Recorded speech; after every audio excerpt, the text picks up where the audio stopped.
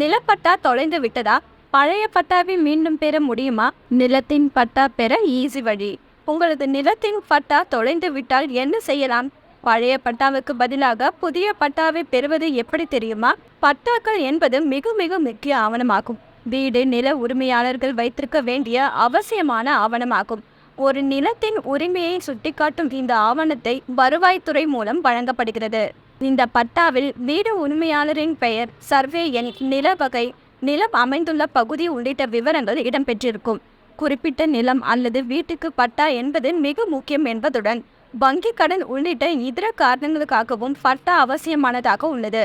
நில உரிமையாளர்கள் பட்டா மாறுதலுக்கான விண்ணப்பங்களை பொது சேவை மையங்கள் மற்றும் சார்பதிவாளர் அலுவலகம் வாயிலாக விண்ணப்பித்து அவை ஆன்லைனில் பரிசீலிக்கப்பட்டு அதற்கு பிறகு பட்டா மாறுதல் ஆணைகள் வழங்கப்பட்டு வருகிறது.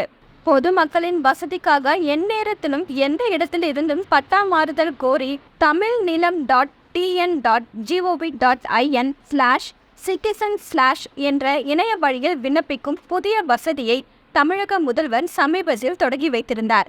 இந்த அளவுக்கு முக்கியத்துவம் வாய்ந்த பட்டாவை பத்திரமாக வைத்திருக்க வேண்டும். ஒருவேளை எதிர்பாராத விதமாக பட்டா தொலைந்து விட்டால் என்ன செய்ய வேண்டும் தெரியுமா? இதற்கு மறுபடியும் விண்ணப்பம் செய்து டூப்ளிகேட் என்ற நகல் பட்டாவை பெற்றுக்கொள்ளலாம். இதற்கு சம்பந்தப்பட்ட தாசில்தார் அலுவலகம் சென்று அலுவலக அதிகாரிகளை அணுகி இது குறித்து விண்ணப்பிக்க வேண்டும். அத்துடன் காணாமல் போன பழைய பட்டாவின் ஜெராக்ஸ் நகல் அல்லது பட்டா எண் உள்ளிட்ட இதர விவரங்களை சமர்ப்பிக்க வேண்டும். பிறகு குறிப்பிட்ட வங்கியின் மூலம் நகல் பட்டா பெறுவதற்கான கட்டணத்தை செலுத்த வேண்டும்.